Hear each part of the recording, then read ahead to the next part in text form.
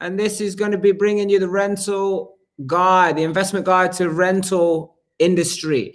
Yeah, so first of all, what you want to be doing, guys, is you want to be sharing this. You want to be telling me where you are as well. So whoever's live on here right now, put hashtag live and tell me where it is that you're watching this. And how are you feeling about the current situation in the news with the government guidelines and how this is going to affect your money? Are you still there, John? I don't know where this guy has gone.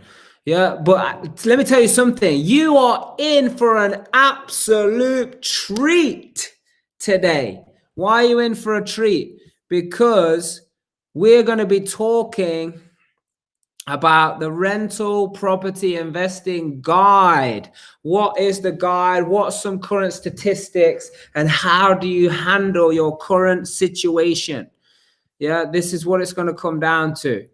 So we have a special guest on tonight to come and share all of his experience. Now, let me tell you something. Fortunately for you guys, his experience in property development, rentals, the guide to rentals, his vast 30, 40 years, I don't know how long it is, 30 years, definitely over 30 years experience in this game, fortunately for you guys, is a lot better than his technical experience, which is why you're seeing a black screen here right now, because I don't know what he is doing. I don't know what he's doing right now, but we had everything set up. We sound tested it, we checked it, and now all of a sudden, I don't know what's happened. I don't know what's happened. But John, I can see you on our backup mechanism. Yeah, so now you should be able to hear me through your phone, but let's get your laptop back up and running, because the people want to see you, and we're going to share a wealth of experience here. So guys, whoever's watching this now, let me know what's going on for you. Where are you? To put where in the country you are, where in the world are you? And if there's any questions around, hey, do I need to be investing now? What's the current situation? Is it a good time for letting my properties out? Is it a good time for actually taking on more portfolio? We've got some statistics for you. We're going to be sharing that with you tonight. And then we're going to be debating it like always on Real Life Money Monday. Yeah, look, check it out. Look, Money Monday, subscribe to the YouTube channel. You'll be entered in big giveaways that we're always doing. I mean, right now we're giving away coaching to the Real Life Tribe members to have coaching, additional coaching. And we're always looking to give stuff away. Why? Because we want you to get moving and move forward in this whole financial, physical, mental, emotional, and spiritual development and journey. So guys, excellent. Thank you, Mark Pritchard. Thank you. Let everybody else who's watching it right now, let me know and start tagging some other people in it. So start tagging some people in here. Yeah. So what is important is that you get your questions across, but also you start tagging some people and even share it on your timeline, on your social media, wherever it is that you're watching this. So share this, share the link, share the feed, wherever it is that you're watching, because honestly, you're going to be in for a big treat. Let me get this up on here so you can actually see what this is all about. So the rental property investing guide. So when it comes to investing in property, we're just talking about rental. We're not talking about flips. We're not talking about anything like that right now. What we are talking about is just the strategy, any strategy that requires you to be having tenants paying you rent. So what questions do you have regarding anything that I just said? Yes, Andrew, let's get some people tagged. Mark, let's tag some more people. And who else is on here? Clark, shared, awesome, well done. Let's tag some people, Clark. Let's get this out there. Let's get this to all of the people. Yeah. John, can you still hear me? Yeah, pick up your phone so I can see you, and let's get you logged back in just like the way we did before. This is why I got loads of WhatsApp, stuff going off, but I don't want to be hearing those noises. Yeah, I don't want to be hearing those noises. But yeah, John, yeah, can I see? Yeah, are you logging back in now? Give me a thumbs up if you're logging in. Yeah, he's going to get us logged in. He's going to get logged in. Yeah, John's going to get logged in, but while we're still here and we wait for John to get logged in, because I love to have the people on here. And let me put it this way, Money Monday, we're going to have a special guest. I'm putting it out here, so I'm committing to you now. We're going to have a special guest, and we're going to bring the industry champions. Yeah, we're going to give people, we're going to bring them to you through this Real Life Money Monday TV channel, Real Life TV. And we're going to get their experience, and we're going to be debating all the areas of money. Now, you know, a common flavor is property. Now, why is property a good flavor to be talking about at the moment? I'll tell you why it's a good thing to be talking about at the moment.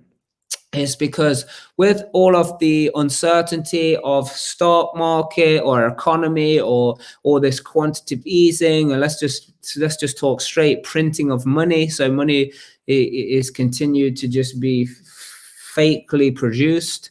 You know, one of the things I like about property is let's take, I don't know if it's an American term, I know they use it in America, but like it's real estate, right? Real estate. Why is that a good thing to be talking about? Because it's real. Because whatever currency we're going to be using, whether it is the current money, like this kind of cash paper money stuff that most of you carry around, or maybe you guys have it on plastic now, or maybe you guys have it on just your computer PC screen, whatever it may be, it's people are going to need a house to live in. People are going to need to rent somewhere, whether it's commercially, whether it's residentially, whether it's short-term lets for, you know, contract work. People are going to be moving around the country. People are going to be moving around all over the place. So whatever that currency exchange is going to be, whatever it may, if it goes back to gold or silver, or it's a cryptocurrency, or it continues to be like these cash monies like this, then whatever it is, I'm going to be there to add value to people. And I know a lot of you guys as well. Yeah, I know a lot of you guys as well are going to be there for you to be able to take that money or whatever that currency is in exchange to share it with the rental market. So, John, are we looking good? We're not looking good. Let me unmute you so I can hear you. All right, I'll ask to unmute you. There you go.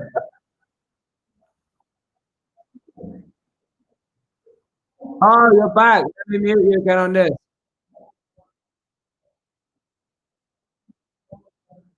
Yeah, there you go. I'm muting myself on this.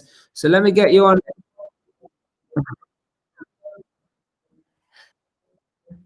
Well, what's funny is let's just get you in the stream. Oh, yeah, there we go. I want to get you in the stream. You get that camera turned around and you get yourself up and running. Yeah, because that's the beauty of doing things live. There's no editing here. There's no cutting of this. This is the real deal, and this is where it goes. So we've got John Howard on here. We're going to be talking through some stuff to do with the rental market. So just before we get into it, thick and fast, guys, whoever's watching this, George. Yeah, George, make sure that you are. Thank you so much. I hope you're talking about me, George. Oh, it's gonna. Let me mute you again. There we go. So you leave your Zoom. You don't need no thing on Zoom there. So you need to raise that up a little bit or lower your chair so we can see your beautiful face, John. Raise it up a bit. Yeah, you might drop it all again. We'll be all right. You might even just hold it. Yeah, hold it so we can see. That? Is that okay? No, up. Up. Come on, yeah. I want to see your beautiful face. Yeah, we could kind of see. I mean, this is better than no put. Yeah, a little bit more, yeah. Hang on a sec. Yeah, a little bit more. Yeah, so Joe, anybody else who's watching this, tag some people, share this on your timeline, get it shared into the relevant groups where people are going to find this very informative, because we're going to be talking about the rental property investing guide. So let me just go through some of the things that we've picked up on, because let me see. Yeah, that's we're good there, John. Do I look all right? Yeah. Oh yeah, absolutely. Yeah, certainly. You're top drawer, my friend. I don't look my age. Yeah, well, I don't know what that means, but yeah. Yeah. So hey, John, thank you so much for being on here. Looking forward to having a debate. We've done this many times in different environments and situations. So tonight we're going to be talking about the rental market. So like property investing, but the rental guide. We're not talking about flips. Oh, he's gone again. You're gone again, John. What's happened? Yeah, so let's read some of these things out so we can get the debate going on your side. Because look, you know, a property firm which has analyzed data across countrywide agents, agents countrywide, they said that across Great Britain, the total number of homes that have been let between May and September 2020 fell by 5.3% compared to the same period in 2019. Now, what could this fall be due to? Is it reflect a reduction in the people moving to start new jobs, redundancies rise, as well as increase in number of tenants who are not financially in a position to sign new rental agreements? Like, what is this down to? Put it in the comments and you let me know what you think that it is about. Because what is really interesting from my point of view is, even though we're saying countrywide there is a reduction of over 5% in the number of lets that have happened, what has been very apparent over the last, let's say, 12 months, and I know from the Real Life Tribe, some people going from no units to 80 units to over 100 units, people, you know, like these are just individuals that have done this themselves. So the number of units, the number of lets has increased incredibly. So with all of that increase and all of the uplift that I've seen from my own portfolio, from people in the Real Life Tribe, and all these number of units that have been brought to the market, then that tells me that there's a huge opportunity. I'm just saying, I'm just coming from my point of view here, that this is what I think must be happening. Because if there is a load happening in one area, but the overall across the whole country has still been a reduction of over 5%, then what does that tell you? Put it in the comments. What are you seeing? What are you seeing yourselves? Yeah, you've just been watching on property elevators. Well, good. Well, let's hopefully you can elevate his knowledge on technology. John, oh, let me see, this guy can't hear me. Yeah, so John, I know you can probably hear me now, but you disappeared again, and the people are waiting for you. The people are really wanting to see you here and have your input on. Yeah, okay, so you're coming up on track again here. Yeah, so I don't know what happened. Well, let's have a look. Let me get you on the screen because it was entertaining last time. Yeah. Yeah, so we got the right one. Yes, good enough there, John. So don't touch anything. Just go and sit on your chair and let's rock and roll. Don't touch anything, and I should be fine. Yeah. Okay. So, I do apologise to everyone, Mark. You don't need to apologise. We're here now. So what? Technical issues. Don't worry. There's bigger issues out there than what we've had tonight. Okay. John. Let's crack on quick. Let's see how we can help the people, because this is Real Life Money Monday. Yeah. So we're talking about money. And one of the areas that we're saying, hey, is it going to be a good place to generate this income and continue to make money in the rental market? So I don't know if you caught this, John, but I was just saying that across the whole country from May to September has, like, the number of home that have been let is down 5.3% compared to the same period last year. And we were just brainstorming. So Mark, so how I see it is this: people make a lot more money out of property when there's turbulence in the market, when things start getting tough for some people. And 30% of landlords in London, for instance, are saying they're going to sell what they've got. They're going to reduce their stock. Well, what a great opportunity for someone to buy, because what's going to happen is when you are buying on yields of 6% and 5%, you're then going to be buying on yields of 7 or 8% probably. So there's no guts, no glory in business or property. And I think if you are if you've got the right mindset and you've got a bit of capital available, next year and the year after will be great opportunities in the rental market to not only just grow your portfolio, but to increase the yield that you get as well. Absolutely. And you know what I'm loving about this, because I want to be just totally open and transparent, because that's the way I think everyone deserves to be, is what happened when the stock market crashed? Maybe some people made some money, and when I say maybe, I know there was people who made money, and maybe some people lost some money. But there has been an influx, from what I've seen, of people now wanting to put their money into property. Rental income. Yeah, I think you're absolutely right. At the moment, the auction market, which is something I know a lot about because I've been buying and selling in the auction market for 35 years. The auction market is too hot. It's crazy. And I think people are chasing income. And what I mean by that is they're panicking. They've seen it they've had it perhaps in stocks and shares and it's gone down or whatever. And they want security and they're chasing the market. But that will stop because once someone's bought a property at the auction, they normally don't buy another one. So you just need to be patient, be cool, and remember that the property market is like a big boat. It takes a long time to stop and turn and come the other way. You've got lots of time. You don't want to be jumping in now if you don't need to. Just sit back, relax, wait till next year. Good. Well, partly that might be mine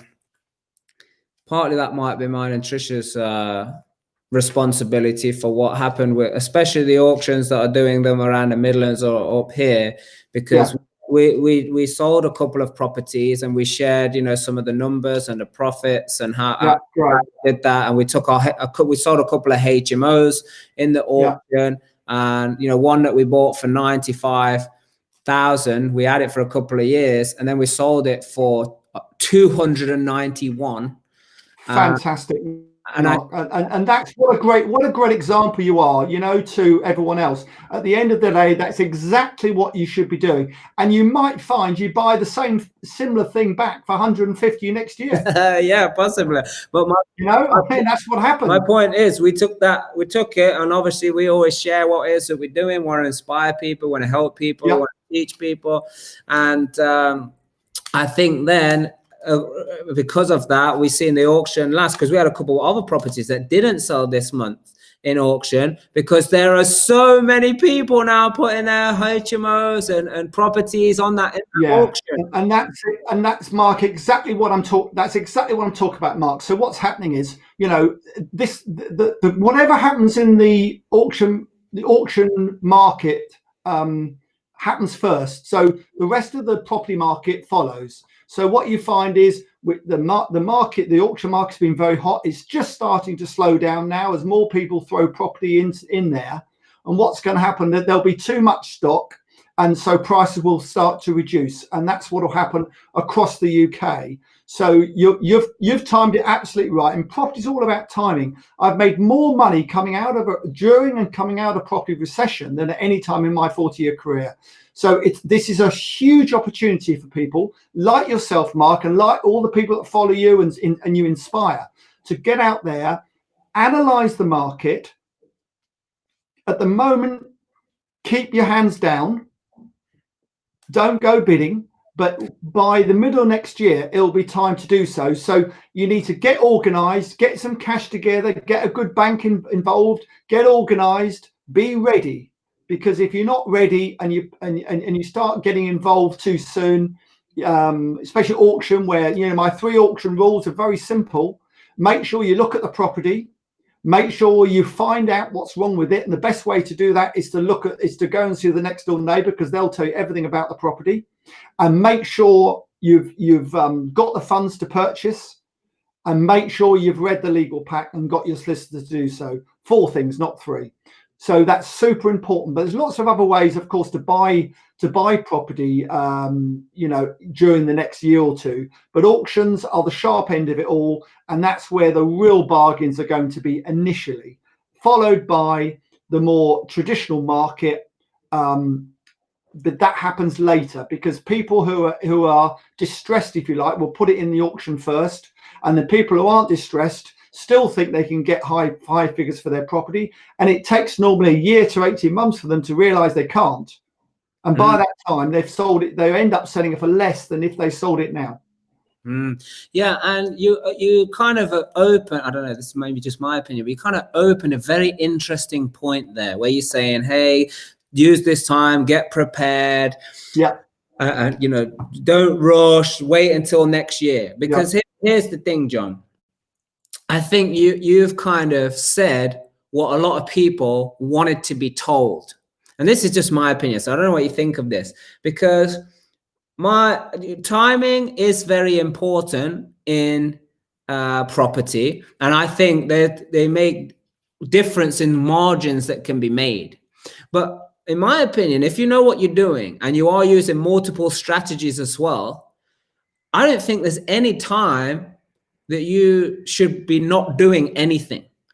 But I think you've just said that, saying that, a lot of people are like, oh, well said, well said. And I'm not saying that's like good advice, not good advice. I'm not saying my advice is good. I'm not saying do what I'm what I would say over the years, my strategies have changed depending on the market. And you're quite right. I'm as busy as hell at the moment.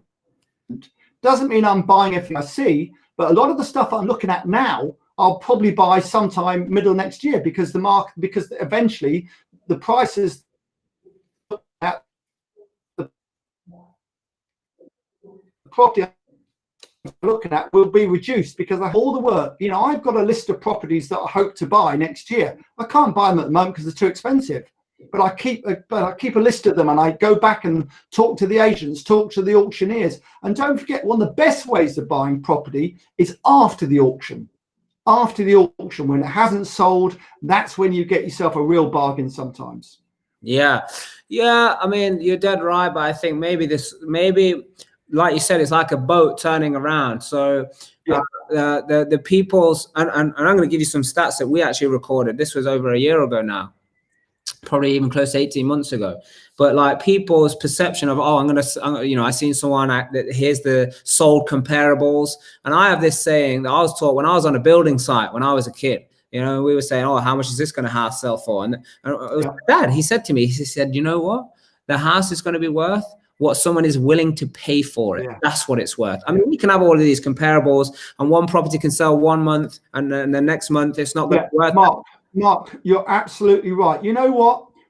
It doesn't matter if I own a property, or one of the guys and girls out there owns a property. You may think what you may like to think you know what it's worth, and so will the agent think what they think it's worth. But the only person that counts is the buyer. The only person that counts is the buyer. Their opinion is the only one that counts. The only one that counts. Yeah, absolutely. So on that basis, I think all these people that are putting their properties in the auction right now with these expectations of prices that they want, even if buyers are going to them or contacting them after the auction, their expectation is so high that I'm not sure if, you know, buyer and seller are going to meet on the expectations of the buyer wanting a bargain and the seller wanting to, you know, make that profit, make that money from what they have seen. You're absolutely right. And you know what, at the end of the day, there's always another deal. You don't need to go. What I found was, coming out of the lockdown the first time, is everyone was so keen to buy. It was crazy. You know, there's always another deal. There's always another deal. And if you've lost that deal to someone in an auction, for instance, they've probably bought what they were going to buy. So the next auction or whatever, they won't be there to bid. So they've gone and bought themselves. They've gone and spent too much money. Well, that's great for you, because the next time, the next one that comes up could be yours at the right money. Mm-hmm. Yeah. But at the end of the day, our strategy is to provide good products and good properties. I don't want to make money if someone else is not going to make money. I don't want to provide property for rental if the people going to be living there haven't got their side of the deal, which is, you know, luxury, secure, you know, accommodation. So when it comes to this way the market is now, I mean, it's starting to get interesting, because it is, in my opinion, moving pretty quick or changing quick. And I don't know about you, John, but I thrive in that environment. When things are changing, listen, I'm not the guy to teach you what to do when everything is going well. I don't want to tell people anything when things are going step by step. Everything is BS, you know, blue skies. Yeah, everyone says, yeah, this is exactly right. I like to be the one who shows up when everything's going to shit. Yeah, when things are going wrong, that for some reason, I don't know, that's when my kind of passion turns on. Things are moving quickly now.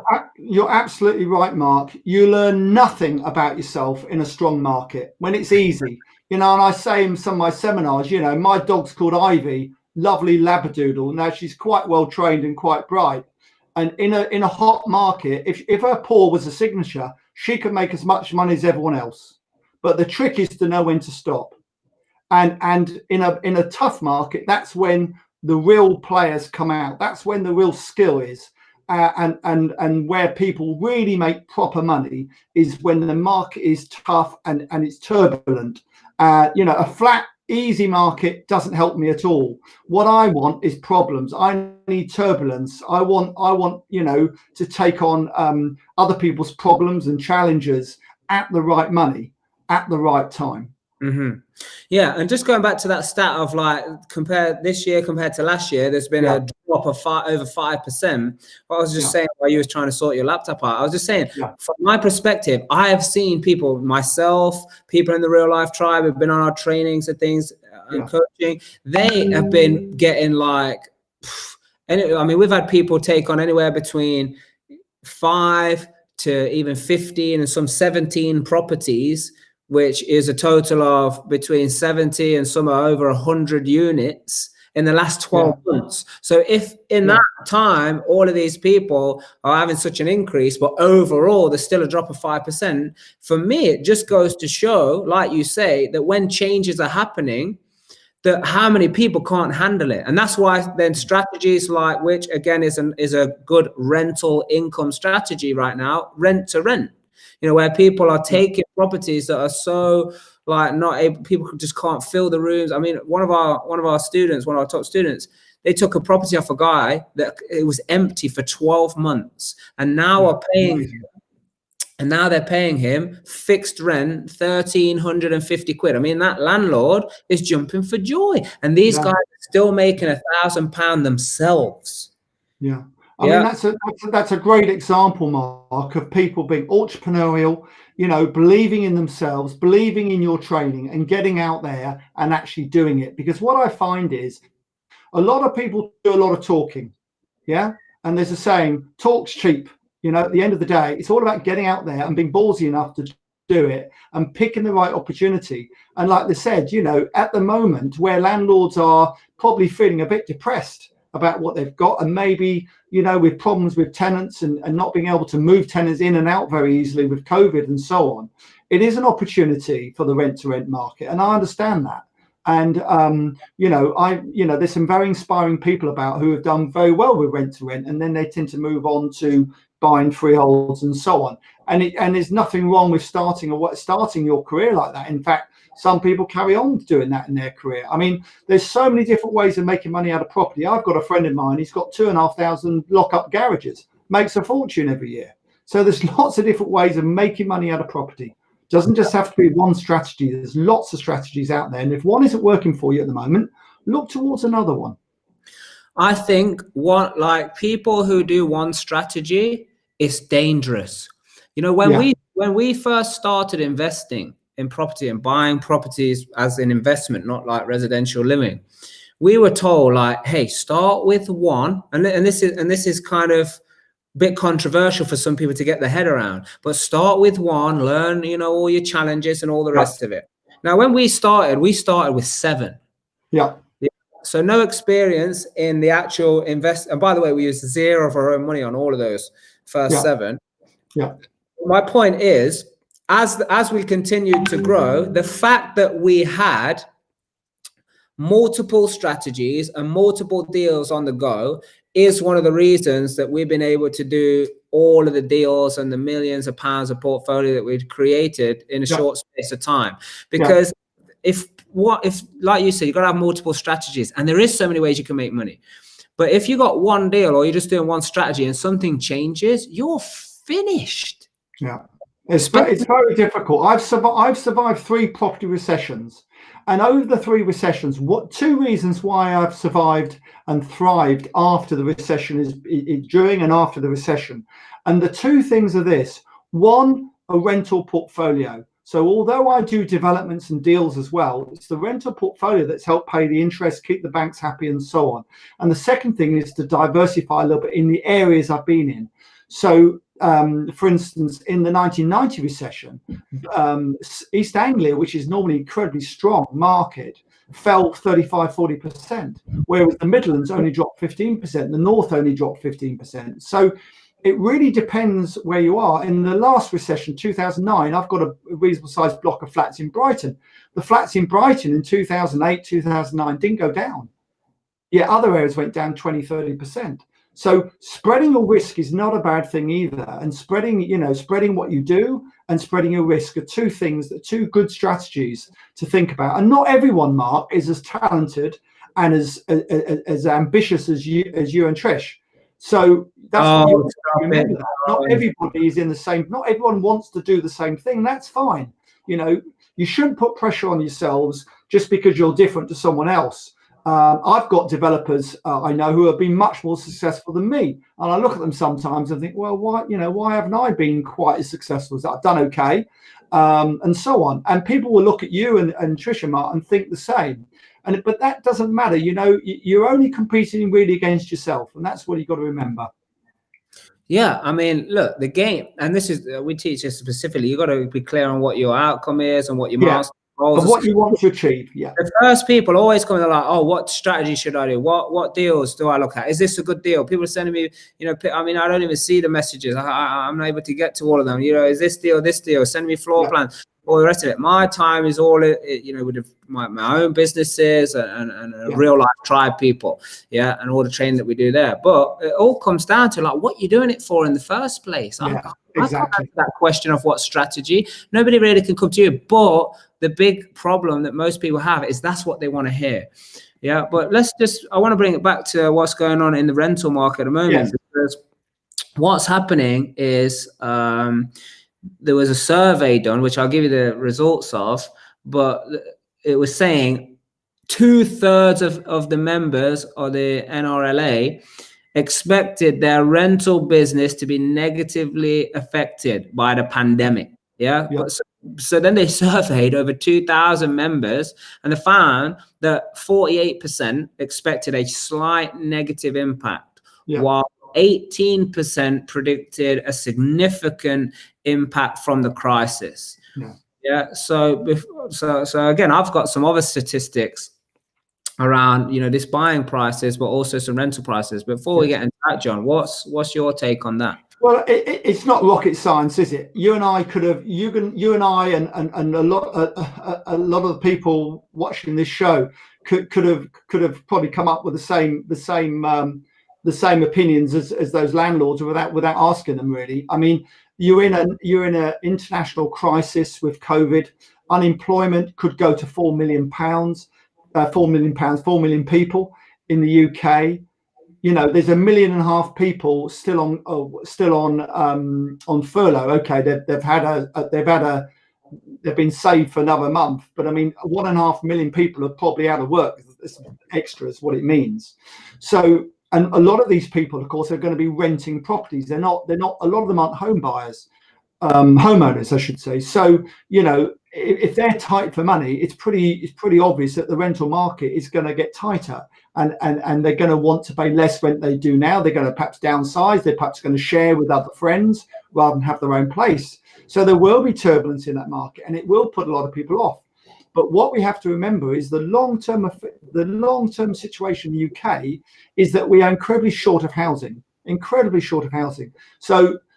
in the medium to long term, there's no panic. There's nothing to worry about. And if you're looking at property and looking to keep it for the next 15, 20 years, on average, property's gone up 5% a year. Now, during that time, obviously, it's a micro market. Some areas haven't. Some areas have gone up more.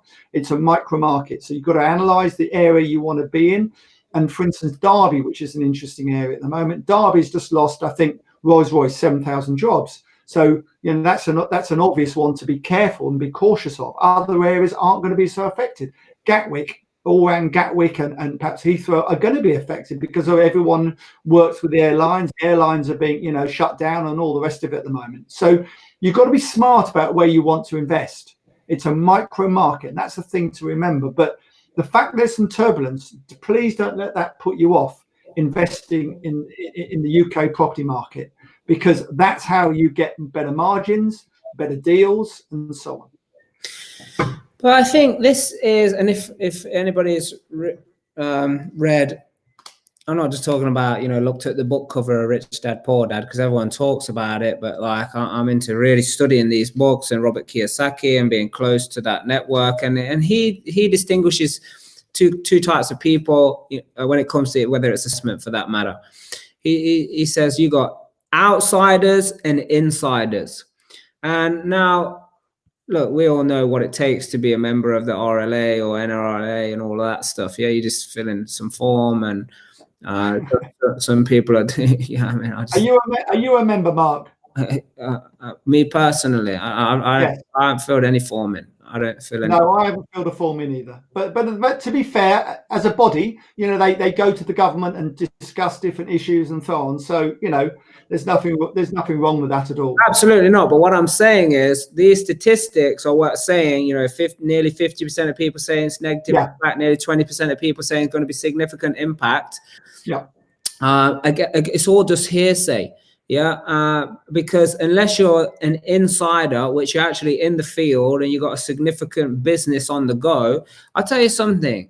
The impact that the pandemic had on our portfolio, and I see it as like an honor to be able to provide trainings and education, because it's real education. I don't actually tell people what to do. I don't say go and invest like this. We provide real education, which is educing the brilliance out of the people. And that's why I set up a children's foundation as well, because I want to do the same for children. I don't want to tell them and lecture them. I want them to be the brilliance that they already are. And what's actually happened during this pandemic is, for us, we tighten up so much. We are so close to 100% occupancy, which is considerably better than what we were prior to the let's just say so-called pandemic. And I know a lot of people, they're making thousands of pounds more now than they were before. And some of our tribe members, they've actually acquired some of the 12, 13 properties on this rent-to-rent strategy because of all of the difficult. But Mark, what they've done, they're aspirational, and they've taken advantage of the market, and that's exactly what we're talking. We're both talking about the same thing here, aren't we? We're talking about where there's turbulence, where there's problems. You can take advantage of the market. I mean, my rental portfolio across the UK, I thought we'd be down to 75%. I have to say, of income coming in. As it happens, I think we're about 92% coming in. My commercial tenants, that's slightly different. I've got 4 commercial tenants I can't even get hold of. And I haven't got hold of them since February. They haven't reopened. I can't shift them on because of the rules and everything else. It's a nightmare. But certainly residential, I don't think it's been hit as hard as people thought it might be hit. They've had a lot of support, I think, tenants have from employees and also the council, which has helped, obviously, because the last thing the government want are tenants being booted out of their accommodation because they haven't paid or whatever. And I think most people appreciate that a lot of landlords have got mortgages, have got families, and those need to be paid as much as the rent does. So I think on the whole, the residential market has survived pretty well so far. Yeah, and I know you mentioned it because we were discussing it earlier, but like another survey by NRLA said 30% of current landlords said, the ones who were surveyed, said that they plan to sell 1 or more properties over the next year, while only 16% said they plan to add to their portfolios, which again, and by the way, and then in terms of why is this? Because another organization actually said or suggested that the rent arrears in England from the pandemic could total as much as 437 million pounds. I don't actually think 437 million is that much when you probably consider how many private landlords there are in the UK and the rental income it brings in. I mean, when you analyze it. But again, great news that 30% of landlords want to sell, because it means there'll be more opportunities for the rest of us. And I don't have a problem with that at all. I wish it was 50%, to be honest with you, Mark.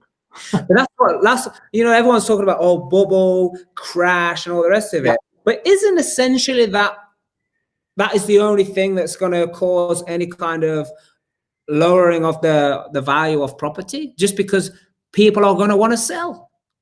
Yeah, I mean, it may well lower it down, but it also means if you purchase it for less money and you let it well, your yield, the average yield that say 6.5% on the buy to let normally, that yield will go up to 8 or 9% maybe. So if you're smart about it, the fact you're paying less for the property is great news. As long as you're comfortable, you can let it for the market rent. And by the way, quick trick on that is that if you've got a lot of properties, the key for me on my portfolio is to keep them occupied. If I lose a tenant for a month, if I have a tenant move out, it takes a month to relet it or 6 weeks. Any increase I would have made in that rent is gone. It's gone.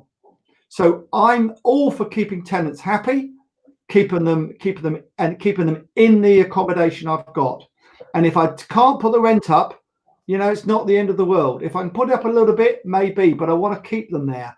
The worst thing is when a tenant comes out, it might need refurbishing, it might be redecorating, it might have this wrong with it, that wrong with it.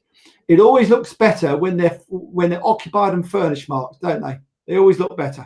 Yeah, absolutely. And because we're the same, and like we obviously brought a lot to the market that was totally brand new refurbished, but some of them 2-3 years down the line, we make it our point to keep things spick and span. Standard, spick and span, and we feel and that, Mark, is the difference between how most old-fashioned landlords used to be, 20, 30, 40 years ago, and the modern ones today. The modern landlord today is very much more into looking after the tenant, making sure everything's good.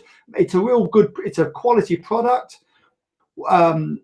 Compared to the old days when these old landlords, that'll do sort of thing, they're lucky to have somewhere to live. It's a much more competitive market, and rightly so. And the standard, fortunately, of accommodation has gone up through the roof. And it's down to people like you, Mark, that's happened. Thank you. I would take that compliment. It's true. It's very true. I mean, our mission is to, like, for the property side of the business, is to raise the standard of living, providing luxury secure accommodation. That's the mission.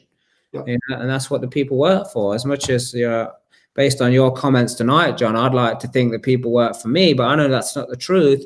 People work for the mission. It's just like real life, the training, any business I'm a part of and I go into, we're very mission orientated, and it's all about the people and delivering some impact for the greater good.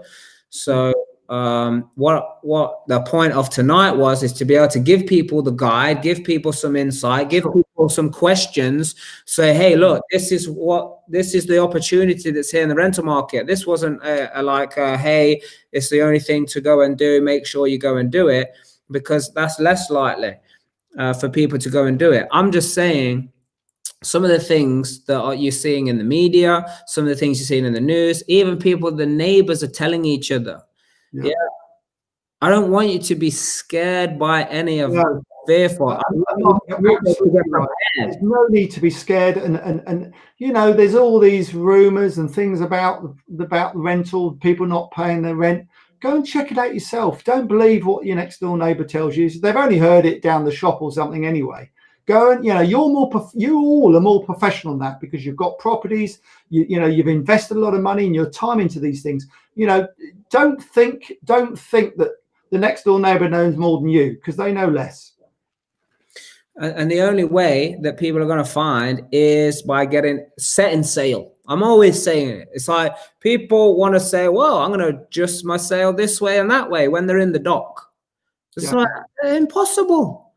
I'm not a guy to say many things are impossible. I mean, me, John, I'm very optimistic. No, very positive. No matter what's going on. But listen, you don't know how to adjust your sail if you ain't even set sail yet. No. Yeah. So as much as some advice might be wait and all that good stuff. Yeah. If you know what you're doing, now is always the best time. Now is always the best. Mark, I think we're we've been slightly cross lines there. What I'm saying is, listen, the market. Ask yourself 2 or 3 questions. is unemployment going to go up next year or down? Do you believe the property market's going to go up next year or down? They're questions. Do you think we're going to be more in a recession next year than this year? The question, you ask yourself the questions to get the answers. Now, if a property deal falls on your lap tomorrow, I'm not saying don't do it, Mark. I'm saying fantastic. If it falls in your lap and it's a good deal, do it. Yeah. But what I'm saying is, just have one eye on the fact that next year things are likely, especially in the auctions and so on, gonna get cheaper. That's all I'm saying. Yeah, good. And I'm not saying either way. It's advice. I mean, you're just sharing another point of view. Absolutely. I'm sharing 40 years of experience with you. And by the way, if you're about to buy your dream home, please don't be put off by what I've said tonight, because if you're buying your dream home to live in, then whether you pay 10, 20 grand more this year on a mortgage than you do next year, actually, when you're sitting in your back garden, enjoying the sun, thinking, fantastic, I'm so pleased I bought the house, in 2 or 3 years' time, it makes jot difference to you. If you've got moving to a lovely home, please don't be put off by the market, because that's a different type of investment. You're investing in your lifestyle and your home and your family, which is different to investing in property for income. Yeah. Or to deal. Yeah, and I'll tell you, the only probably major point around that is that it depends what you're buying that dream home with, John. It depends what you're buying that dream home with. Because if you're buying that dream home with money that you've worked for, like cash money like this, that you actually work hard for, then when things do change and things do develop, it's going to be a tough time. Now, Mark, if you got... Mark, is that my fee tonight? Huh? Is that your... Well, I was going to give you this. Yeah, well, I have to give you an invoice, I'm afraid. Oh, we're only doing cash, John. Yeah. So hey, but if you work for the money, yeah, and then you're buying things like your house and your car and all the rest of it, I'm sorry to tell you, and maybe this is one for Real Life Truth on Thursday, which you might like to appear on, John, because that's where we can be totally controversial and not worry about people's feelings, because we advise people, hey, listen. I don't normally worry about people's feelings now, Mark. To be fair. Well, I think you've been very political with some of the maybe ways you put things across. But anyway, what I'm saying is, like, they're going to be the people that are the biggest losers. Not like you're a loser. I'm just saying you're going to lose a lot because you're working for money and you're putting it into stuff. But if you got money working for you and the money's paying you, and then you're buying things off like your infinite, I like to call it infinite return money. My game, I want to make things an infinite return. People are always like, oh, what's your return on the investment? I'm going to make 5%, 10%. I want it to be infinite, which means any money that goes in, I take it back out, and then anything after that is infinite. Yeah. So if I'm paying with my infinite return money, then buy a dream house, buy a big TV or whatever stuff that, floats your boat for everybody. But if you're buying that kind of stuff, Rich, what's his name? Robert Kiyosaki calls it doodads. I don't know if you ever played that game, John, Cash Flow. You ought to do it. I'm going to keep mentioning, by the way, I'm going to keep mentioning Robert Kiyosaki and his games and his books and stuff, because I want to have him on here. So I'm just putting it out to the universe. I'm sending that message telepathically to him. And one day I'm going to have him on here. But if you never played that game, strongly recommend it. It's such a cool game. And seeing as you're playing Monopoly, I'm not too bad at that. It's better than Monopoly, I think. Right. You have got a proper financial statement that you fill out, and it's more like the real game. Monopoly is a bit. Well, once you play this, you won't play Monopoly again. Okay. But it's the same concept, but it's cool as well, because we're talking about businesses and creating passive income, which is not really covered in Monopoly. So it is good. But my point being, he calls it doodads. You don't want to be buying doodads with money that you work for, your working income. You want to be doing that with your passive incomes and your investment incomes and return infinite return money, is like what I like to call it. But John, you've been awesome tonight. I'm sure there can be some other categories that we talk about. Definitely. I'm sorry about my technical ability at the start. Well, hey, version 1 is better than version none. Yeah, so at least we got version 1 out of the way, so you'll be better prepared. Hey, maybe we do it next time and you got this big old studio set up. Who knows? Who knows? Who knows? Well, if things carry on the way they are and you want to keep doing some things and sharing your wisdom with people, then maybe that's the way to go, because it's not like we can get together. No, you know what, and Mark, and we've worked together on TV and bits and bobs. We've had great fun with Trisha and so on, and it's a shame that we have to do it this way. But you know what, it's still great, and I've had a really enjoyable evening with you, Mark, and thank you very much for inviting me. And if you want to invite me again, I'm sure I'll be happy to oblige, and I'll get someone in to do my technical side for me as well. Promise. Yeah. We will do that because we have a theme that's coming up. By the way, put #development if you want to talk about developments. So definitely we'd love you to do a piece on that. I'll tell you one thing I won't be missing though, John, is when we kind of finish this this little debate here, I won't be missing the 3-hour journey home. I'll just be closing my laptop. That's very true. Very true. Yeah, that's all good. So thank you so much for coming on here. And what's cool, I don't know if you've been watching what we've been doing, but let's see, because it's live and there's no edits and all of that. So I've got one more question to ask you, John. Yes. But before I ask the question, guys, for everybody who's watching now who's in the Real Life Tribe, you know you got your mastermind, the private mastermind that we have as a tribe. That starts at 8 o'clock. The link will be in your emails or it's in our group. So make sure that you go on there. You got a little bit of time, get yourself a drink and do whatever. For everybody else, or even people in there as well, what you want to be doing is figuring out what's my next move going to be. Yeah. So very quickly, I just want you to know that we got a 3-day virtual program in January. It's on the 22nd, Friday, Saturday, Sunday. So whatever those dates are, 22, 23, 24. And right now we are building a website. Now the tickets, you can buy a ticket, John. Can you believe this? Because you know some of the stuff that we do. You can buy a ticket for 3 days. And by the way, it's going to be a record-breaking 3 days for £97. When the website is launched, it's going to be quadruple that price. Yeah, so I'm giving people early entry. So if there is someone on here, Clark, I know you got your ticket. So if you got the link for people to get their ticket on it, because I promise you, as soon as the website's done, that link Mark, that's it. That's incredibly great value for 3 days. I mean, what can you buy for £97 that lasts 3 days and may well change your life? Definitely will.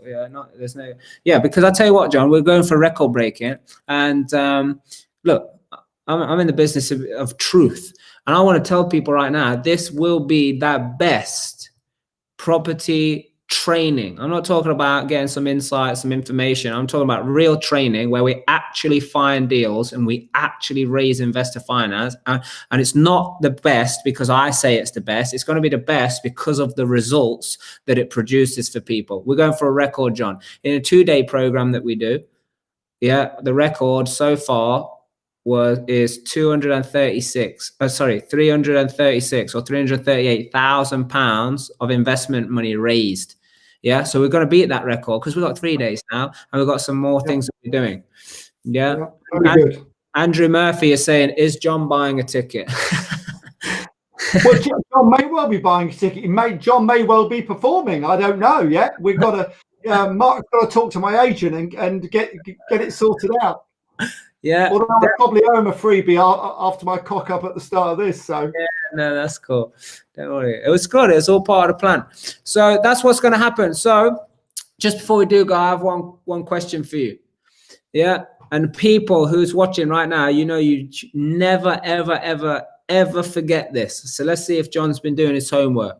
John, yes. What we always say at Real Life, what we say is you got to do the right thing for the right reasons. Now, why is that? Well, you've got to do the right thing for the right reasons at the right time, Mark.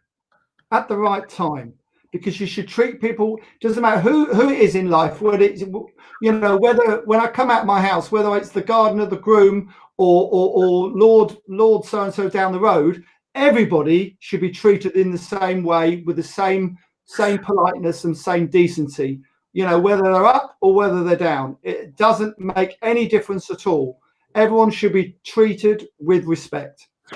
That is awesome answer. So now for the answer that we always give, what we say, John, I'm going to give it you once and see if you can do it. Because what we say is you always got to do the right thing for the right reasons, because it's the only way to discover your true potential. So let's do it. Let's see if we got it. You ready? So So, John, what we say in real life is to do the right thing for the right reasons. Now, why is that? To get your true potential. Good enough. Yes. Good enough. Yeah. And do you know what? That's absolutely right. Because otherwise, all you're doing is kidding yourself. That's it. Good. So now it's time, John. I'm going to call your agent on my phone, my very expensive phone here, and I'm going to tell him, the fee for tonight is going to be donated to the Children's Foundation, where we teach some real education. Delighted to have that done. No problem at all. Donating your fee to that such good cause, and the children. The least I can do, Mark. It's for the children. Oh, look, and we just said he's come to say good night to you. Good night, everybody. So thank you, John. Awesome job. Thank you, everybody. We'll see you all again soon.